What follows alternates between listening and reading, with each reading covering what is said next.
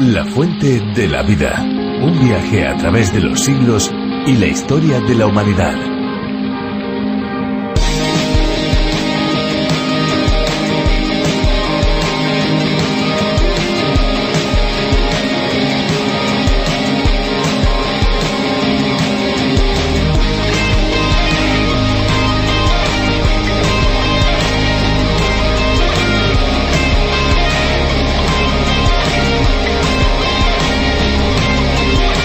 El agua es tan importante en el mundo que merece y necesita protección. Es fuente de vida. Sin ella no pueden vivir ni las plantas, ni los animales, ni tampoco el ser humano. Dada su importancia, el agua debe estar libre de sustancias químicas y tóxicos. De lo contrario, nuestro cuerpo filtraría estas toxinas que pueden causar efectos secundarios indeseables. Hola amigos, ¿qué tal? Bienvenidos una vez más a La Fuente de la Vida, un programa diferente. ¿Qué tal? ¿Cómo se encuentran? Les saluda Fernando Díaz Sarmiento y agradecemos muchísimo su cercanía, su complicidad. Al mismo tiempo, damos las gracias por permitirnos llegar hasta donde ustedes se encuentran. Gracias de todo corazón. Claro que sí, muchísimas gracias amigos. ¿Qué tal? Sean muy bienvenidos. Estamos de verdad muy agradecidos porque son tantos los amigos que día tras día nos siguen. Estamos agradecidos también por aquellos que hoy por primera vez se conectan con la fuente de la vida y por supuesto que decir súper agradecidísimos de todos aquellos que de una manera sistemática y generosa aportan de su economía para que este espacio llegue cada vez a más y más lugares. La Fuente de la Vida es un espacio que se emite de lunes a viernes a esta misma hora, un espacio de 30 minutos. A través de 5 años descubrimos toda la Biblia, esos 66 libros para que usted pueda disfrutarlos. Y esto se basa en el curso progresivo a través de la Biblia del teólogo y profesor de Biblia John Vernon McGee. Dentro de unos minutos van a poder ustedes escuchar en la voz de Virgilio Bagnoni la exposición del día de hoy. Virgilio Bagnoni ha sido el encargado aquí en España de traducir y adaptar este espacio. Así que estén muy atentos porque seguramente pueden surgir preguntas o quizá tiene usted dudas o alguna inquietud espiritual le ronda. Pues bien, puede ponerse en contacto con nosotros. Lo pueden hacer a través de las vías de comunicación que les vamos a dar al finalizar el espacio. También, si usted, amigo que nos escucha, desea recibir los bosquejos y las notas del libro que estamos estudiando en estos momentos, puede solicitarlo. Esté atento, al finalizar nuestro espacio les daremos teléfono, dirección electrónica y también dirección postal. Todo para que usted pueda seguir cada libro de la Biblia. Muy bien, pues dicho lo dicho, llega el momento de escuchar una canción que hemos escogido detenidamente y estamos seguros que les va a agradar.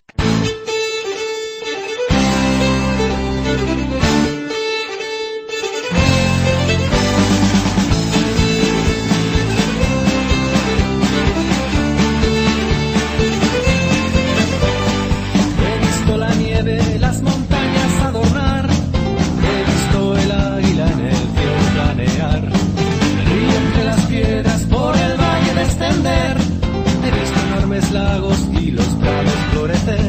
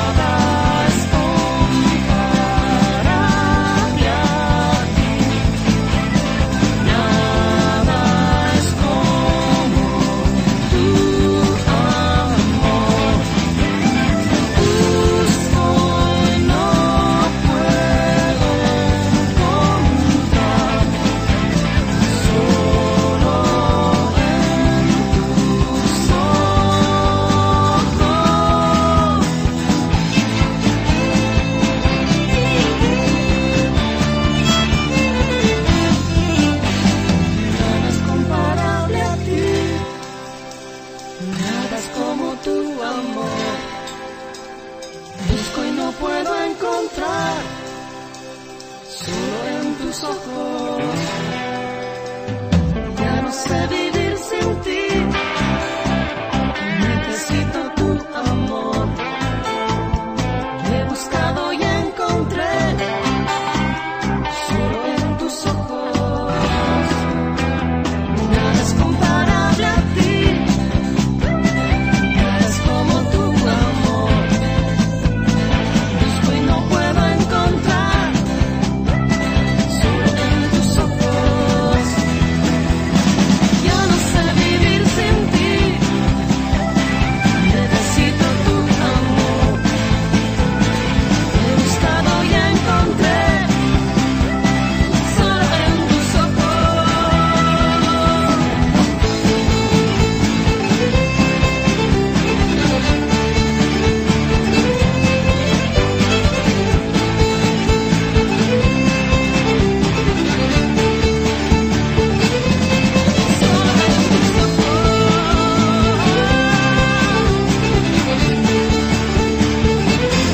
solo en tus ojos.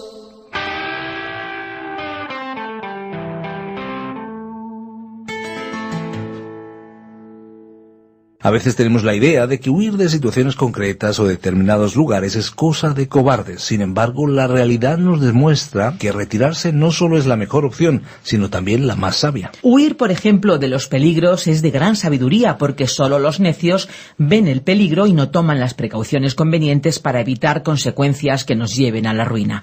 También deberíamos huir de los chismes, algo tan normal en nuestra sociedad, porque pueden arruinar, por ejemplo, amistades. Incluso también se debería huir de las deudas, eso que es tan normal en los días que vivimos.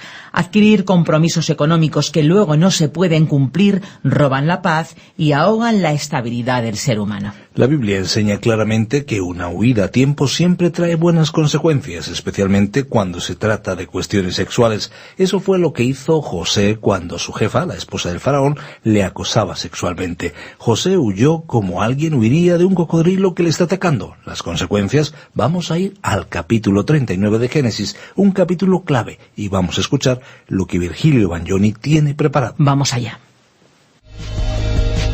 La fuente de la vida. Génesis capítulo 39. En nuestro programa de hoy reanudamos el relato de la historia de José después del intervalo del capítulo 38, que consideramos como uno de los más lamentables de la Biblia debido a que nos relataba la sórdida historia de Judá. Descubriremos que José era completamente diferente a Judá. Siempre he creído que José y Benjamín recibieron mucha enseñanza, instrucción y atención personal que los otros hijos no recibieron. Parecía como si estos eran los dos únicos hijos en que Jacob estaba interesado. Por causa del odio y la hostilidad de sus hermanos, José fue vendido como esclavo y llevado a la tierra de Egipto. El ser vendido como esclavo y conducido a una tierra extranjera era una triste perspectiva para un joven de 17 años de edad.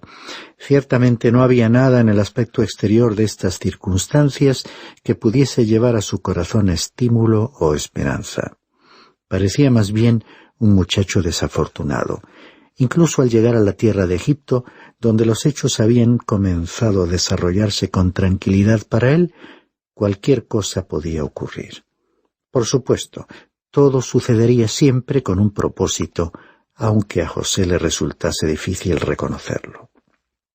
No hay otra persona en el Antiguo Testamento en cuya vida haya sido tan claramente revelado el propósito de Dios como lo fue en la vida de José. La providencia de Dios se manifestó en cada detalle de su vida. Aunque la mano de Dios estuvo sobre él y la guía del Señor fuese tan evidente, de acuerdo con el texto bíblico, José fue el único patriarca a quien Dios no se le apareció directamente. Dios se le apareció a Abraham, a Isaac, a Jacob, pero no a José. Sin embargo, la dirección de Dios sobre su vida se vio con mayor claridad en él que en cualquier otra persona. José fue el ejemplo del Antiguo Testamento de un conocido pasaje bíblico que se encuentra en el capítulo 8, versículo 28 de la epístola del apóstol Pablo a los Romanos. Y sabemos que para los que aman a Dios, todas las cosas cooperan a bien, esto es, para los que son llamados conforme a su propósito. José mismo expresó su experiencia en un lenguaje vivo. Al morir su padre, sus hermanos pensaron que José podría volverse contra ellos y vinieron a él pidiendo clemencia.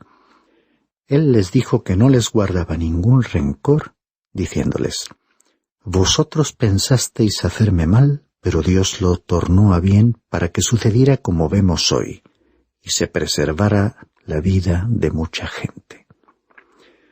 Y aunque todos los factores parecían apuntar en la dirección equivocada y su aspecto era tan malo que daba pie para esperar lo peor, cada evento resultó ser un paso más hacia el cumplimiento del propósito de Dios en la vida de este personaje. Estimado oyente, necesitamos reconocer en nuestras vidas el hecho de que el Señor al que ama disciplina y azota a todo el que recibe como hijo, como dice la carta a los Hebreos, capítulo 12 y versículo 6. Si somos hijos de Dios, bajo su voluntad, podemos tener la certeza de Dios mismo de que nada nos sucederá sin su permiso. Y como decía un pasaje anteriormente citado, Dios dispone todas las circunstancias para el bien de quienes le aman. Incluso nuestras desgracias, angustias y sufrimientos son para nuestro bien y para su gloria. Hay como una barrera de protección alrededor de cada hijo de Dios, y no hay nada que la cruce sin el permiso de Dios. Más adelante en nuestro estudio consideraremos con mayor detalle que cuando Satanás quiso probar al patriarca Job, como leemos en su libro en el capítulo 1 y versículo 10, le dijo a Dios: ¿No has hecho tú una valla alrededor de él, de su casa y de todo lo que tiene por todos lados? Has bendecido el trabajo de sus manos y sus posesiones han aumentado en la tierra. En aquel encuentro hemos visto que Satanás le pidió a Dios que la barrera cayese. Incluso si Satanás obtiene el permiso de Dios para probarnos, aún así todas las circunstancias resultarán para nuestro bien. Reanudemos pues el relato para ver lo que le sucedió a José. Veremos que llegó a ser el supervisor general en casa de Potifar. Leamos los versículos 1 al 6. Cuando José fue llevado a Egipto, Potifar, un oficial egipcio de Faraón, capitán de la guardia, le compró a los ismaelitas que lo habían llevado allá. Y el Señor estaba con José, que llegó a ser un hombre próspero, y estaba en la casa de su amo el egipcio. Y vio su amo que el Señor estaba con él, y que el Señor hacía prosperar en su mano todo lo que él hacía. Así encontró José gracia ante sus ojos, y llegó a ser su siervo personal, y le hizo mayordomo sobre su casa, y entregó en su mano todo lo que poseía. Y sucedió que desde el tiempo que lo hizo mayordomo sobre su casa, y sobre todo lo que poseía, el Señor bendijo la casa del egipcio por causa de José, y la bendición del Señor estaba sobre todo lo que poseía en la casa y en el campo. Así que todo lo que poseía lo dejó en mano de José, y con él allí no se preocupaba de nada, excepto del pan que comía. Y era José de gallarda figura y de hermoso parecer. Aquel joven atractivo de 17 años, expuesto en el mercado de esclavos, era como un premio para quien lo adquiriese, y lo compró Potifar, capitán de la guardia, un militar prominente de alta graduación al servicio del faraón. Apenas entró José en casa de Potifar, fue evidente que el Señor estaba con él, porque Dios bendijo aquel hogar con bendiciones y beneficios. Y la vida transcurrió tan maravillosamente bien que se parecía a un cuento a punto de culminar con un final feliz. Pero resulta que esta era una historia de la vida real. Es que el Hijo de Dios ha de enfrentarse a la tentación, preocupaciones y problemas de este mundo. Y esto iba a sucederle a José. Fijémonos que a causa de la eficacia de su servicio fue ascendido en su posición y responsabilidades, llegando a ocuparse de la casa y de todos los bienes. Tal era la confianza depositada en él por Potifar, quien creía en la integridad de este joven, que José ni siquiera tenía que rendirle cuentas. Como oficial de Faraón, de lo único que tenía que preocuparse este oficial era de agradar a su soberano y desempeñar bien esa tarea, dejando en manos de José todos sus asuntos personales. Cuando Potifar se sentaba a su mesa, la comida ya estaba preparada delante de él.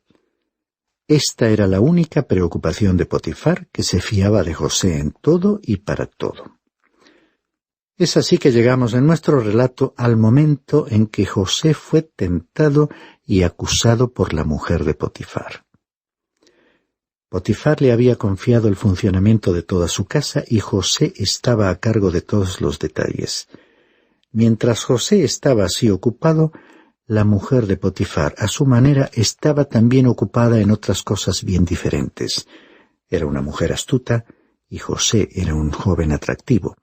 Es posible que Potifar fuese ya un hombre anciano, porque era habitual en aquellos tiempos que un hombre mayor, con buenos medios económicos, estuviese casado con una mujer bastante más joven que él.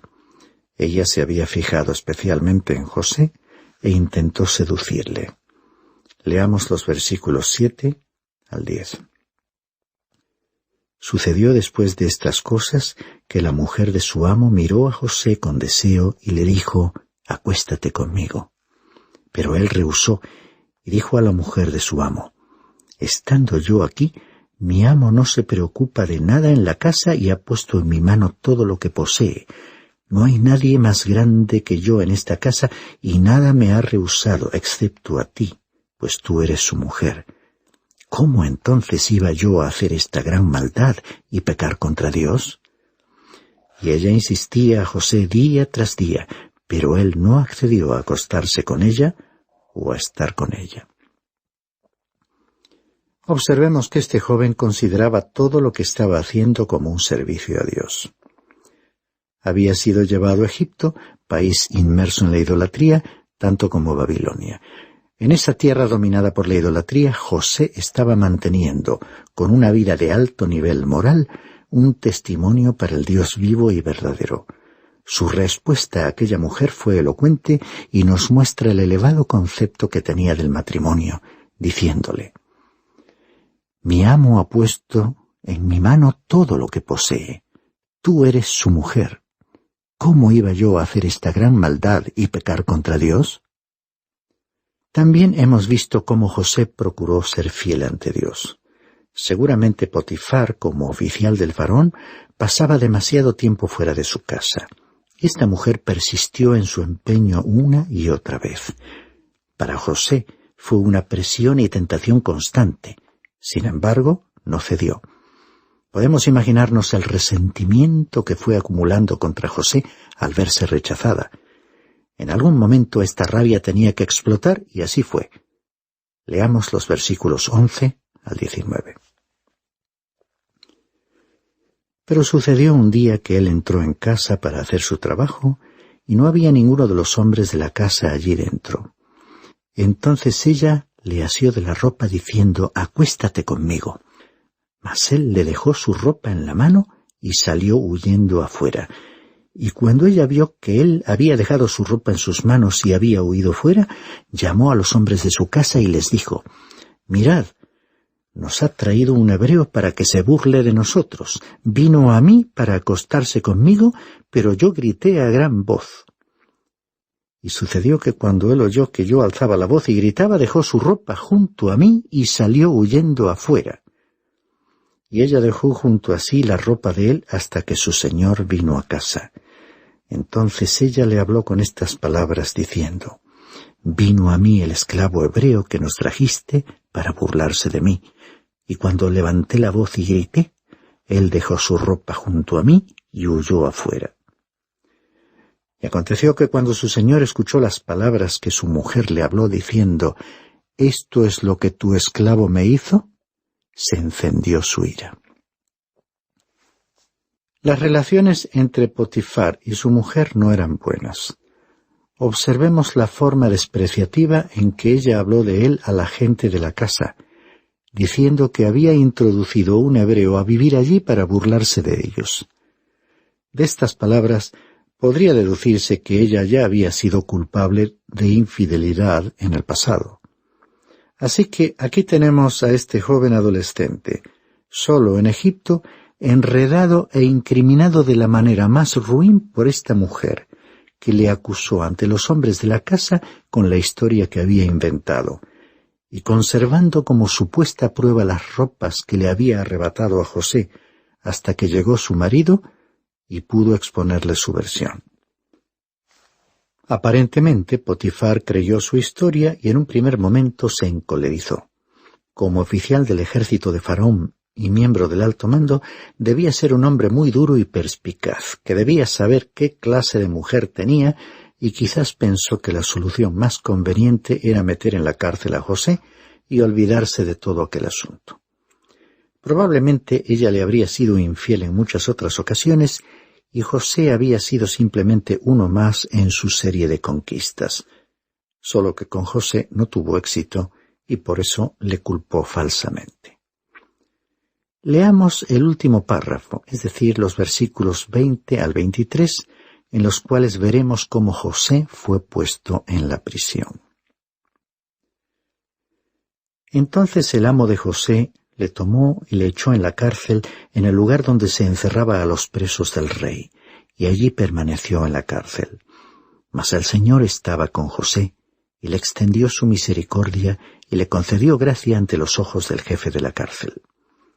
Y el jefe de la cárcel confió en mano de José a todos los presos que estaban en la cárcel, y de todo lo que allí se hacía él era responsable.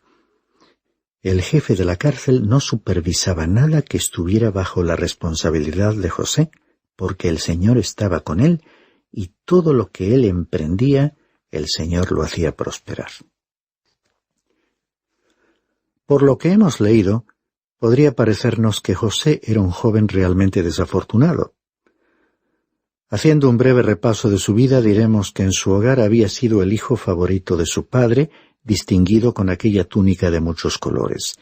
Pero aquella condición de privilegio duró hasta que sus hermanos, consumidos por la envidia, le arrancaron la túnica y le arrojaron a un pozo. Allí pudo escucharles regateando el precio con unos mercaderes, hasta que se pusieron de acuerdo y le vendieron como un esclavo con destino a Egipto. Tenía solo 17 años, y creo que hasta ese momento y después, al llegar a aquel país, habrá pasado muchas noches llorando de nostalgia por su familia. Ahora, acababa de ser elevado a una nueva posición, a un alto cargo, ya que era un joven muy capaz y atractivo. Y entonces apareció la mujer de Potifar e intentó seducirle. Sus elevadas normas éticas y su sensibilidad ante Dios impidieron que cediese. El resultado fue la acusación falsa de aquella mujer y su encarcelamiento. Recordemos que aunque José hubiese sido ascendido a tan alta responsabilidad en la casa de Potifar, aún así era un esclavo. Obviamente la palabra de la mujer fue aceptada sin discusión, y antes que pudiera defenderse, fue declarado culpable. Y pronto se encontró en la cárcel, donde se encontraban los presos del faraón. La mano de Dios estaba con José, aunque le estuviesen sucediendo cosas realmente terribles. El hallarse en aquella prisión habría resultado descorazonador para cualquier persona normal. Pero él sentía indudablemente la presencia del Señor. Aunque Dios no se le apareciese visible y directamente como a los otros patriarcas, le hizo experimentar su misericordia. Fue así que el gobernador de la prisión comenzó a sentir simpatía por él y terminó confiando en él. Aunque se notaba que José tenía una gran capacidad y era una personalidad atractiva, es importante que nos demos cuenta de que si Dios no hubiera estado con él, todas esas cualidades habrían resultado inútiles. Dios le estaba guiando y todas estas experiencias estaban encaminadas hacia el cumplimiento del propósito divino en la vida de este joven. Y el reconocer todo esto le trajo a José una actitud de optimismo. Las circunstancias no le agobiaron, se mantuvo por encima de aquellas circunstancias y las controló. El reconocimiento de que Dios estaba junto a él y que la mano de Dios guiaba su vida, le impidió caer en el desánimo. No olvidemos que el desaliento y la desilusión constituyen algunas de las mejores armas de Satanás. Este joven pareció superar todas sus circunstancias adversas. Me recuerda el pasaje bíblico de la Epístola a los Hebreos, capítulo 12, versículo 11. Al presente, ninguna disciplina parece ser causa de gozo, sino de tristeza. Sin embargo, a los que han sido ejercitados por medio de ella, les da después fruto apacible de justicia. Ciertamente, la disciplina del Señor produciría el fruto de la justicia en la vida de este joven. La historia de José nos revela que no todos los hombres tienen un precio. Satanás afirma lo contrario, pero han existido varios hombres a quienes el enemigo de Dios no ha podido comprar. José fue uno de ellos, el patriarca Job fue otro, y aún otro, el apóstol Pablo. Satanás desprecia a los seres humanos, pero estos y muchos más fueron hombres y mujeres a quienes Satanás no ha podido comprar. ¿Era la voluntad de Dios que José estuviera en la prisión? Bueno, podemos decir que era casi esencial que estuviese allí. En nuestro próximo programa veremos por qué, y ello reafirmará nuestra confianza en Dios y fortalecerá la esperanza que a veces se debilita por causa de algunas experiencias de nuestra vida. Porque, como citábamos al principio de este programa de la Carta a los Romanos, para los que aman a Dios, todas las cosas cooperan para bien.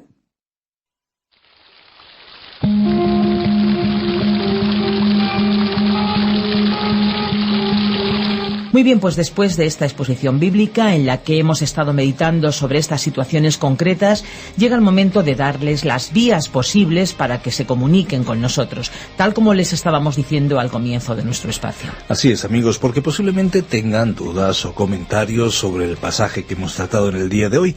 No tenemos todas las respuestas, pero sí nos gustaría acompañarles en ese proceso de descubrir el libro de los libros y su mensaje. Nuestro teléfono es el 91 422 0524. Si llaman desde fuera de España tendrán que pulsar el prefijo internacional, el 34. El apartado de correos que tenemos habilitado es el 24081, código postal 28080 de Madrid, España, y la dirección electrónica es la siguiente. Tome nota: info@radiocadenadevida.com, info@radiocadenadevida.com. Si usted, querido amigo, desea escuchar de nuevo este espacio o alguno de los anteriores, puede hacerlo en la web www.lafuentedelavida.com. Siempre tienen las redes sociales, recuerden, La Fuente de la Vida, y también la aplicación para escucharnos desde cualquier lugar. Ahora nos toca agradecerles el haber compartido ese tiempo con nosotros y les esperamos en nuestro próximo espacio. Aquí estaremos de lunes a viernes a la misma hora. Les esperamos. Amigos, nos vamos. Les dejamos el siguiente desafío. Sean valientes y tómenlo. Hay una fuente de agua viva que nunca se agota. Beba de ella.